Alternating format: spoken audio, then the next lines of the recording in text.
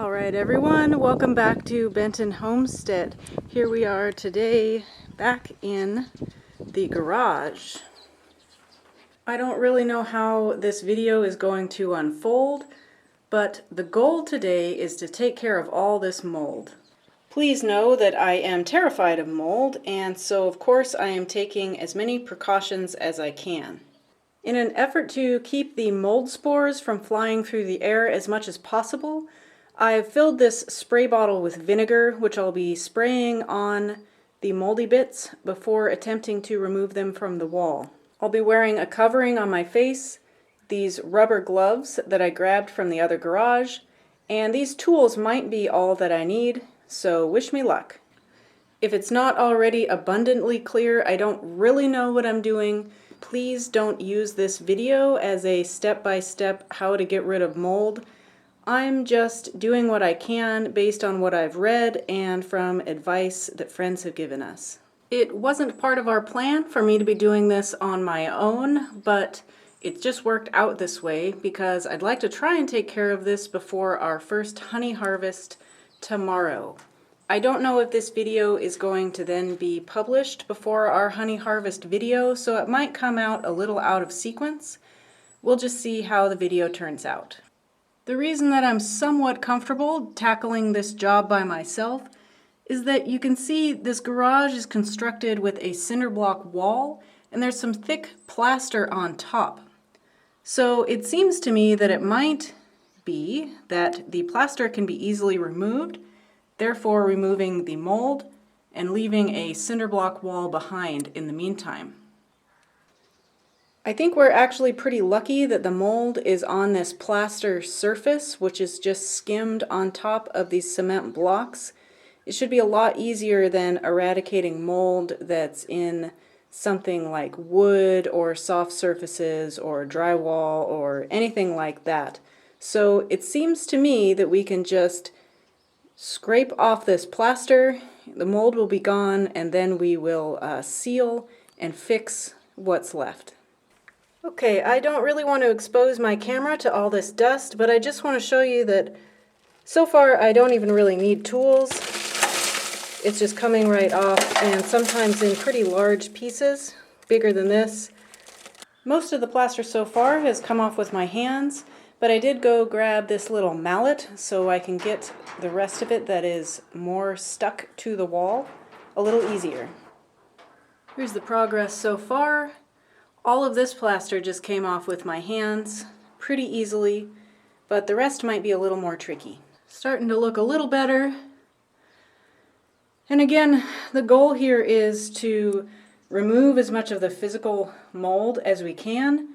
Then we're going to seal and probably plaster over and then paint over the entire wall to seal it as much as possible after we fix the hole in the ceiling and the cause of the mold in the first place. Okay, I took a little break here, so I should no longer be quite so out of breath, and I just wanted to show you how this wall is constructed. So a reminder that our house was built in 1940, and this garage was obviously a later addition. We're not sure what date, but it's built with cinder block walls. Then we have this plaster on top, and this pretty much seems like very similar to drywall. I'm sure it wasn't put up in big sheets like drywall is, but that's what it feels like to the touch. And also just the way that it's crumbling in certain spots, but holding in others. So this feels very much like drywall. Then on top of that is just a very, very thin layer of the shikui, and I can't do it one-handed, but it actually does scrape off pretty easily, and it only seems to be like 1 millimeter thick. So this is actually a good discovery. So the reason it's a good thing that the shikui, the little texture and the sparkles on top of this plaster is so thin is it means that we should be able to do the repairs and paint this entire room ourselves. The reason that we got a quote for painting the garage, which was about $800 US, a little too steep for our budget and what we're working with. And the reason that we got that quote is because we know that going from the traditional shikui to paint requires something like 3 coats of a special sealant to go from the flaky, papery, soft shikui plaster to something that you can paint on and that will be durable. And that requires spray equipment, that requires, you know, experience that we don't have. So now that we know we can just scrape the 1 millimeter thick shikui off of these walls, it's not done in the traditional, super traditional method, that means we should be able to do the painting ourselves as well. So I'm going to get back to it. My goal here remains the same. I'm trying to detach any affected plaster from the cement bricks. That is my step 1, and then we'll clean this up. Alright y'all, here's what we're left with. I decided to put the plaster and the dust in these buckets because I'm not sure how to get rid of them. I don't know if they can go in the burnable or the non-burnable garbage bags, and they're pretty heavy, so buckets is the way to go for now. I got the floor all cleaned up again. So here's what's left in the back corner. You can see I was able to get a lot of the plaster off the wall that once had mold on it. All the plaster that came off either crumbled directly into my hands, or I used a chisel to peel it away or scrape it off the wall, or gave it a couple of good whacks with a hammer and then it just sort of crumbled or fell off.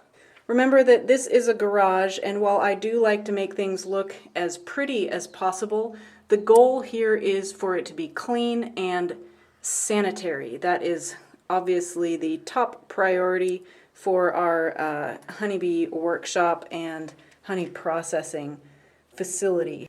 Now Evan's not here to run these ideas past him, but I think the next step is going to be reassessing this corner, followed probably by fixing the roof on top of the garage to stop any more water damage from occurring. Then moving downwards, we'll fix the ceiling from the inside. Then we'll fix the plaster in this corner and make it smooth again to cover up the cement bricks. Then we'll most likely be scraping off all of the shikui sparkles and plaster here.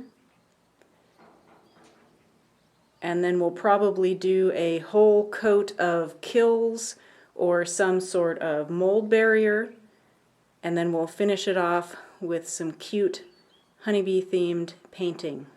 Now over on this side there are a lot of cracks in the wall, but these are definitely just surface level cracks in the plaster that is sitting on top of the cinder blocks. They are not a sign of any sort of structural issues.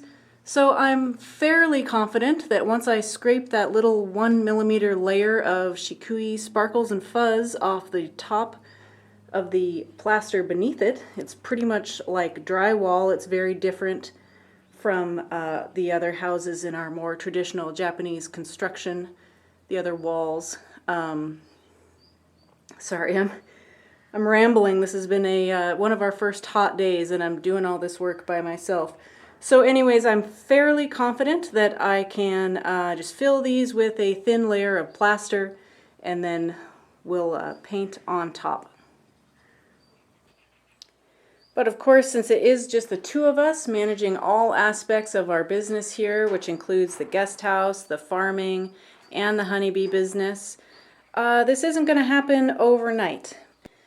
Alright, that's it for now. I'm going to go get cleaned up and then research what Japan has to offer for readily available plaster products and mold barrier. So wish me luck. There's the neighbor's dog Maron, always watching.